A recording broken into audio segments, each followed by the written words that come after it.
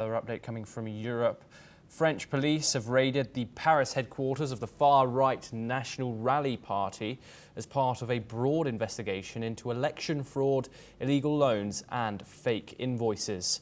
Around 20 officers and 2 judges seized documents, emails and records, prompting party president Jordan Bardella to call it unprecedented and a form of political harassment. Prosecutors say they're investigating whether National Rally used fictional billing and overcharges to illegally claim campaign expenses in 2022 and 2024, but no one has been charged yet. The party's founder, Marine Le Pen, who was convicted of embezzlement in April for hiring fake EU Parliament staffers, is already banned from public office for 5 years. She's appealing the verdict, however, but a new ruling is expected next year. If overturned, she could still run in France's 2027 presidential race. US President Donald Trump, a vocal supporter of Le Pen, has dismissed the case as a witch hunt, comparing her legal troubles to his own. Meanwhile, National Rally remains a major political force, despite being blocked from power last year after President Emmanuel Macron called a snap election to keep them out. We're once again joined by John Rosamondo. John, what impact could this investigation have on the National Rally's popularity, and what are your views on it? We've seen Donald Trump call the case, which Marine Le Pen was found guilty of in a French court for embezzling EU funds, a political witch hunt. What do you think about these new raids on the headquarters of the National Rally in Paris? Well, I think it's a matter of how Marine Le Pen plays it off in the French media and in the public relations war. President Trump won in last year's election because he was able to make it a referendum on a political witch hunt. So I think that there's a high probability that a lot of this is politically motivated because Marine Le Pen was increasing in her popularity among the French people. I mean, it's something that Macron and the corrupt French leadership fear. But I think that it's all about public relations at this point. Yes, John.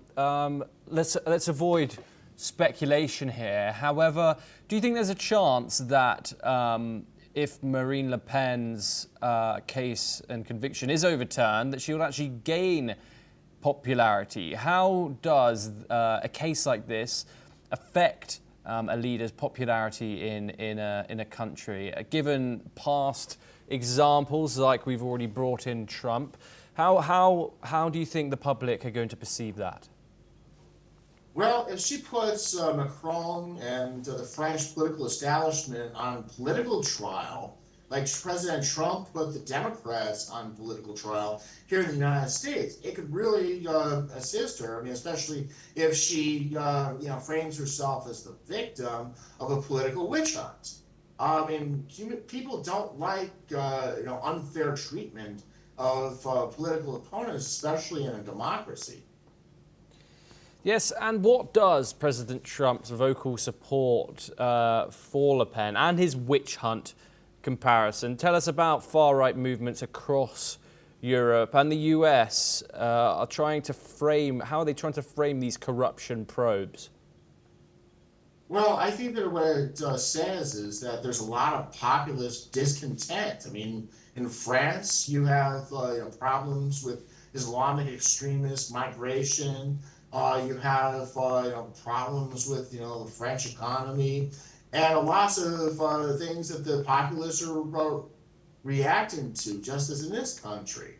So I think that it's something that the people who have created these problems don't want to fix the problems, and they're dealing with trying to censor the rise of populism around the world. What are your thoughts on the future of the National Rally without Marine Le Pen as a leader? Obviously, there's been questions raised about Jordan Bardella, his age, his lack of experience, etc. He has voiced support for Le Pen in the past. However, if this situation doesn't get overturned, what are your thoughts for how the National Rally will move forward? Well, I think that this is a party that is formed around the personality of Marine Le Pen. I think she's irreplaceable for this party. So, if she remains imprisoned, it will be a severe blow for this party. John Rossamondo, thank you very much for joining us on the programme. Always a pleasure to get your